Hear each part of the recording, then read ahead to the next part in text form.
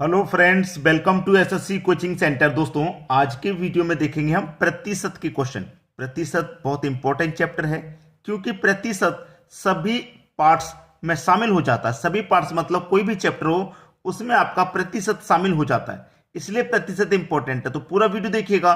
चलिए स्टार्ट करते हैं। पहला क्वेश्चन है, किसी कक्षा में कुल विद्यार्थियों की संख्या 180 है।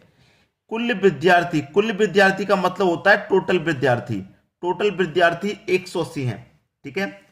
यदि छात्राओं की संख्या 72 है, छात्राओं, अगर छात्रों को कहता तो लड़के, छात्राओं को कहा गया इसका मतलब लड़कियां, ठीक है, लड़कियां यानी कि गर्ल।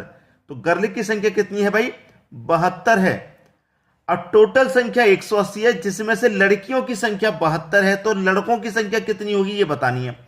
छात्रों का प्रतिशत क्या होगा? जो लड़कों की संख्या होगी उसे प्रतिशत में बताना है। तो कुल संख्या में से 72 घटा दो, लड़कियों की संख्या को घटा देंगे, जो बचेगा वो लड़कों की संख्या बचेगा। यानी कि 180 टोटल है, इसमें से माइनस कर दो 72 लड़कियों की संख्या को, तो कितना बचेगा? 108 बचेगा। इसका मतलब जो आपके लड़के हैं वो कितने हैं? 108। लेकिन संख्या में नहीं पूछ रहा, वो प्रतिशत में पूछ रहा है कि प्रतिशत में क्या होगा। तो देखिए, लड़कों की संख्या 108 है, 180 में से प्रतिशत में पूछ रहा है तो 100 से गुना करना होगा भाई। प्रतिशत के लिए 100 से ही गुना करते हैं, ठीक है। देखिए, 0 से 0 कट जाएगा, 18 से 108 6 बार में कट जाएगा, और 6 का गुना कर दो 10 से, तो कितना हो जाएगा? 60%। यही हो गया आपके क्वेश्चन का बिल्कुल सही जवाब, 60%। सभी को समझ में आ गया? किसी को कोई दिक्कत नहीं? चलिए अब देखेंगे हम अगला क्वेश्चन। अगला क्वेश्चन है, किसी संख्या में से 10 घटाने पर उस संख्या में 20% की कमी हो जाती है, तो उस संख्या का 60% क्या होगा? कोई संख्या में से हम 10 घटाते हैं तो 20% की कमी हो गई। 10 घटाया तो कमी कितनी हो गई? 20% की हो गई। इसका मतलब 10 का मान 20% के बराबर है। भाई 10 घटाने पे 20% की वैल्यू कम हो रही है सीधे सीधे, तो 10 कम कर रहे हैं, यहां 20% कम हो रहा है, तो 10 की वैल्यू 20% के बराबर है।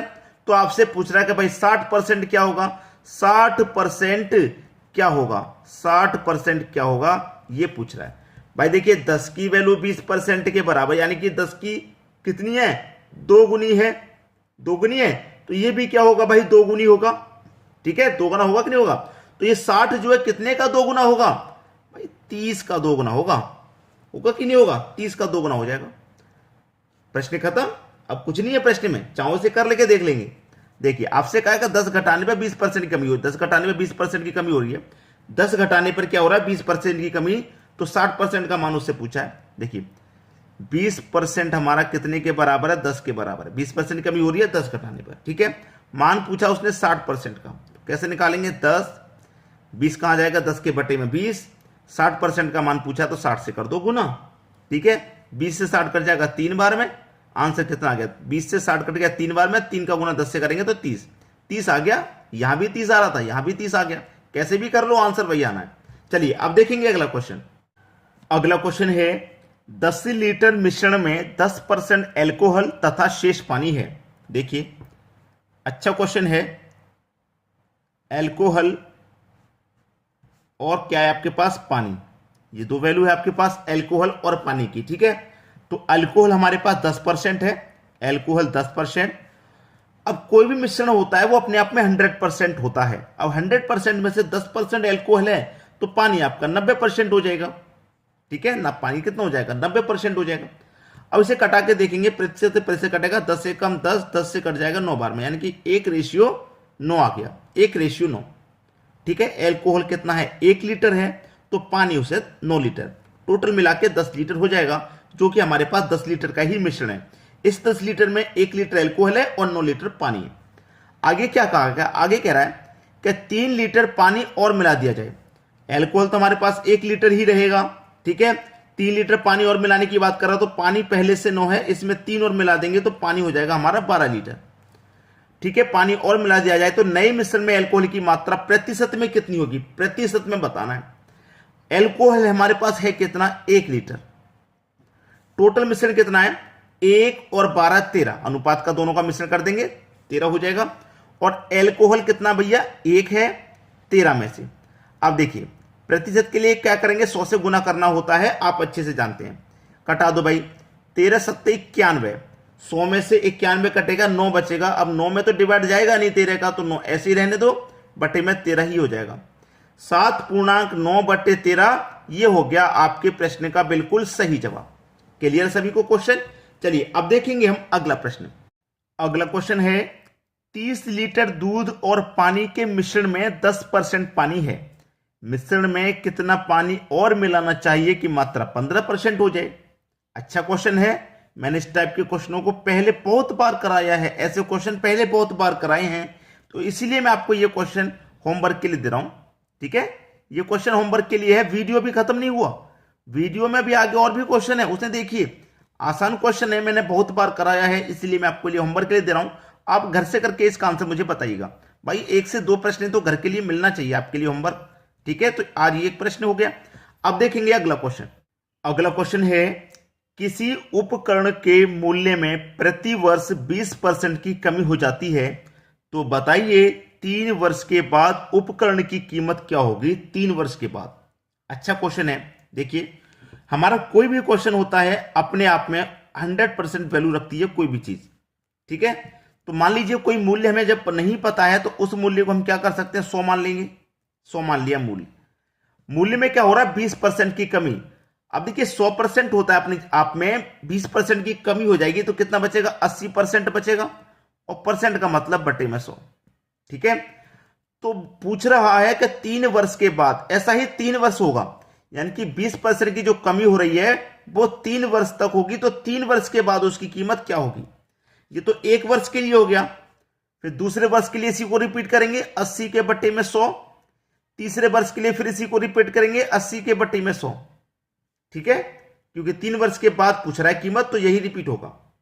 कटाइए, 100 से पहले ये 100 कटा लो सीधा, 0 से 0 गया, ये वाले 0 से ये वाला गया, और ये वाले 0 से ये वाला गया।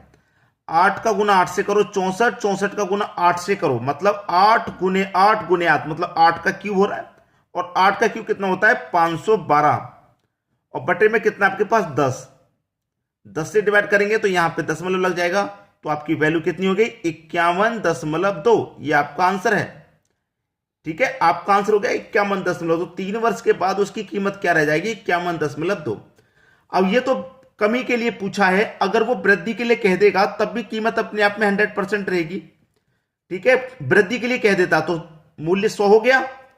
मान ले दो आपसे कह दे कि 20% कमी नहीं 20% वृद्धि होती है, तो 3 वर्ष के बाद क्या होगा, 20% की वृद्धि को क्या करेंगे 100 में जो 20 जोड़ के लिखेंगे।